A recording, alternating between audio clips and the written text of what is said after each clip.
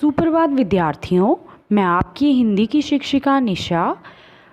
हम पाठ अध्ययन कर रहे थे, पाठ 15, जिसका नाम है प्रेमचंद। इस पाठ के अध्ययन में हमने पढ़ा कि प्रेमचंद जी जो हैं उनको बचपन में काफ़ी कष्टों का सामना करना पड़ा। उनकी माता का देहांत जो है वो छोटी उम्र में ही हो गया था। पिता का सुख भी उनको नहीं मिला था।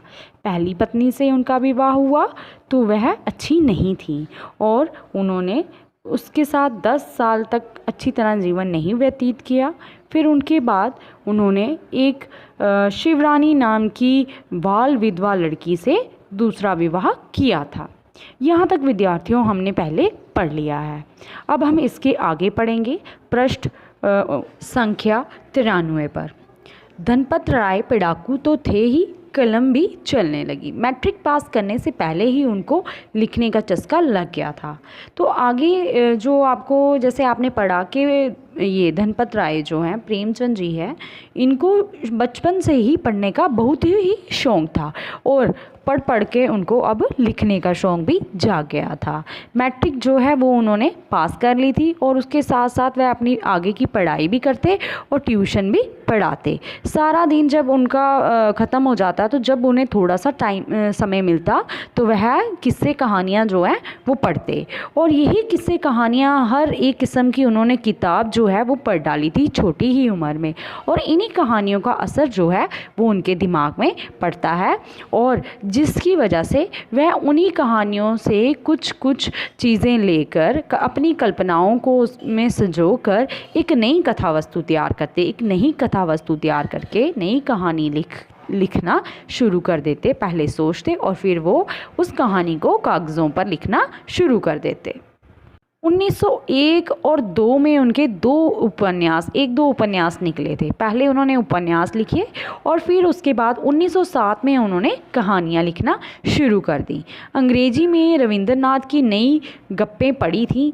मुंशी जी ने उन गल्पों को उर्दू रूपांतर पत्रिकाओं में छपवाया। अब अंग्रेज़ी में इन्होंने प्रेमचंद जी ने रविंद्रनाथ जी की कुछ कहानियाँ जो थी वो पढ़ी हुई थी, तो इन्होंने उन्हीं इंग्लिश कहानियों को, अंग्रेज़ी कहानियों को उर्दू में बदलकर पत्रिकाओं में छपवाना शुरू कर दिया।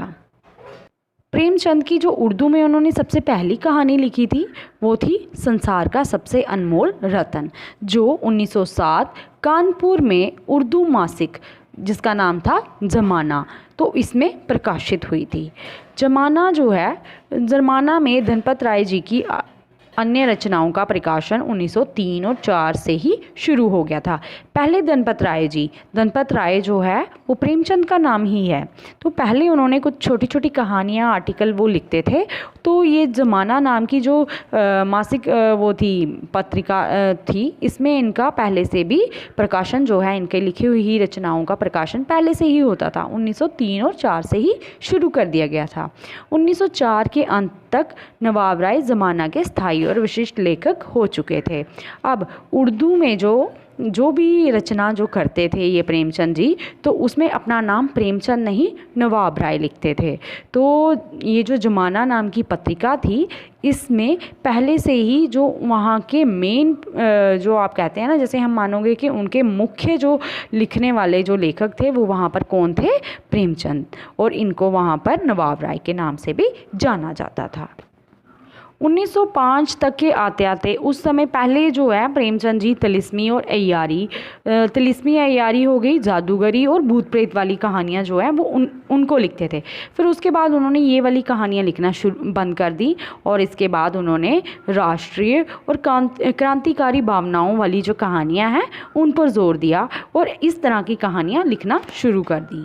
जो ज़माना नाम की पत्रिका थी, ये उस समय की एक राष्ट्रीय पत्रिका थी जो पूरे देश भर में इस पत्रिका को प्रकाशित किया जाता था।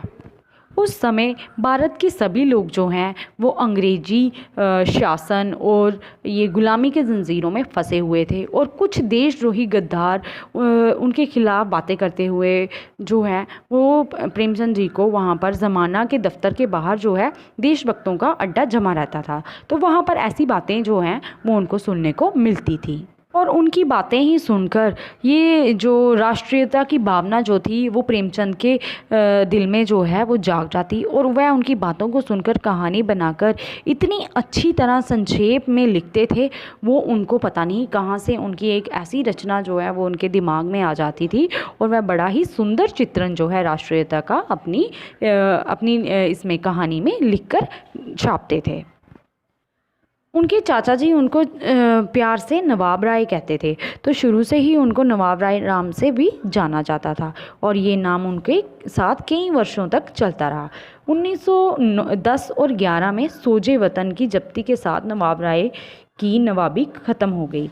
अब जब सोजे वतन जो उन्होंने लिखा था उसकी जब्त हो गई, उस पर रोक लगा दी गई, तो उसके साथ ही उनकी जो ये नवाबी थी उन्होंने नवाब राय के नाम से लिखना जो है वो बंद कर दिया था। उस समय दरअसल ऐसा हुआ था कि प्रेमचंद जी ने सोजे वतन में अंग्रेज़ों के ख़िलाफ़ बहुत कुछ छापा हुआ था, तो जिससे जो है अंग्रेज़ों को अच्छा नहीं लगा, और अंग्रेज़ के जो पिट्ठू थे, जो उनके वफ़ादार अंग्रेज़ों के कुछ हिंदू जो थे वो वफ़ादार लोग थे, तो उन्होंने उनके ऊपर बड़ी ही उनको अच्छा नहीं लगा, और इसलिए उन्होंने ये बातें जो लिखी हुई थी प्रेमचंद जी ने अपनी पुस्तक में, तो वो बातें अंग्रेज़ों को खटकने लगी और एक कांटे की तरह चुभने लगी, तो उन्होंने उनके इस लेख पर पाबंदी लगा दी। तो फिर उस समय के बाद इन्होंने प्रेमचंद जी ने लिखना बंद कर दिया था। तब मानो ऐसा लगता था कि जैसे नवाब राय कहीं छिप गए हों। अब नई पत्नी के साथ रहने लगे तब से लिखाई का सिलसिला जम गया। जब से इन्होंने 1905 में इन्होंने अपनी दूसरी पत्नी के साथ शादी की, और तब से ही इनकी ज़िंदगी का सिलसिला एक अलग सा हो गया, और इन्होंने लिखना शुरू कर दिया। इनके ज़िंदगी में एक मानो जैसे एक नया ही रास्ता जो है वो अपना लिया था। फिर इन्होंने कितने सारे कई सैकड़ों कहानियाँ, छोटे बड़े उपन्यास, पत्र पत्रिकाओं में निबंध और कई आलोचनाएँ जो हैं वो लिखी। इनकी ज़िंदगी में फिर उसके बाद ये स्कूल के सब डिप्टी इंस्पेक्टर रहे, अक्सर दौरे पर रहते थे, कभी इधर जाना कभी उधर जाना, पर लेकिन इन्होंने लिखना बंद नहीं किया, और वह रोज़ कुछ ना कुछ नया जो है वो लिखते थे। 1920 ईस्वी के बाद ज़्यादातर हिंदी में लिखने लगे। उन्होंने क्या किया, 1920 के बाद उन्होंने जितने लेख भी लिखे वो फिर हिंदी में लिखे। पहले ये उर्दू में लिखते थे। माधुरी लखनऊ के संपादक होने पर उनकी प्रतिभा और योग्यता की बूंद बूंद हिंदी संसार को मिलने लगी। फिर भी ज़माना को प्रेमचंद की मौलिक उर्दू रचनाएं लगातार मिलती रहीं। फिर भी उन्होंने क्या किया कि जो ज़माना नाम की पत्रिका थी उसके लिए उर्दू में रचनाएं जो हैं वो करने लगे। 1930 में उन्होंने कहानियों का एक अलग ही संकलन जो है वो उनका जब्त हुआ, जिसका नाम था समर यात्रा। ये भी उनकी नई पुस्तक थी। जैसे ही ये प्रकाशित हुई तो अंग्रेज़ों ने इस पर आपत्ति घोषित कर दी। अंग्रेज़ों को अच्छा नहीं लगा, और उन्होंने सरस्वती प्रेस से इस पुस्तक की जितनी भी प्रतियां थी, जितनी भी ये पुस्तकों की कापियां थी, वो सारी उठा ली, और इसको मार्केट में आप जैसे कहते हैं कि इसको बाज़ार में आने ही नहीं दिया, लोगों तक इनकी ये पुस्तक पहुँचने ही नहीं दी गई। अब जब वह अपनी जो लेख थे वो दूसरी पत्र पत्रिकाओं में छपवाते थे, तो अब उनका मन हो गया कि वह अपना एक निजी पत्र जो है वो निकालेंगे। तो इसी तरह उन्होंने पत्र पत्रिकाएं संपादित करने के लिए दीक्षा जो है वो उनको दरअसल प्रेमचंद को कानपुर में ही मिल चुकी थी, कि मतलब ये जो कैसे पत्र पत्रिका लिखनी है, कैसे उनका प्रकाशन करना है, ये सब उनको पहले से ही आ चुका था। क्योंकि उन्होंने 1905 में ज़माना के लिए बहुत सारे जो कलम थे मतलब कॉलम थे वो अपनी कलम से लिखे हुए थे। तो अब ये उनके लिए कोई बड़ी बात नहीं थी, अब ये उनके लिए एक खेल का मैदान बन चुका था। 1921 और 22 में भी उन्होंने काशी में निकलने वाली मासिक पत्रिका मर्यादा के लिए संपादन किया। फिर उसके बाद वह क्या हो गए, अब एक मजे हुए पत्रकार बन चुके थे। कहने का बात यह है कि प्रेमचंद को उन्होंने इतनी रचनाएं लिखी थी और प्रकाशित की थी कि अब कुछ भी लिखना उनके लिए बाएं हाथ का खेल बन चुका था। और इसी के फलस्वरूप उन्होंने 1930 में हंस रचना निकाली और 1932 में जागरण नाम की रचना जो है वो निकाली। हर दर्जे की ईमानदारी और अपनी ड्यूटी अच्छी तरह निभाने की मुस्तैदी और खुद तकलीफ झेल कर दूसरों को सुख पहुँचाने की लगन, सौ वंदनों में जकड़ी हुई भारत माता की स्वाधीन के लिए आतुरता, बाहरी और भीतरी बुराइयों की तरफ से लोगों को आगाह करने का संकल्प, हर तरह के शोषण का विरोध, अपनी इन खूबियों से प्रेमचंद खूब लोकप्रिय हो उठे। ये सब भावनाएं जो हैं वो प्रेमचंद में कूट कूट कर भरी हुई थी। खुद तकलीफ झेल लेते थे पर लेकिन हमेशा दूसरों को सुख पहुंचाने की कोशिश वह करते थे। अपनी माता और भारत माता के लिए उनके लिए क्या था, बहुत ही प्यार और आदर भाव जो है वो उनके मन में भरा हुआ था। उन्होंने देश को भक्ति और देश पर हो रहे अत्याचारों के बारे में काफ़ी कुछ लिखा।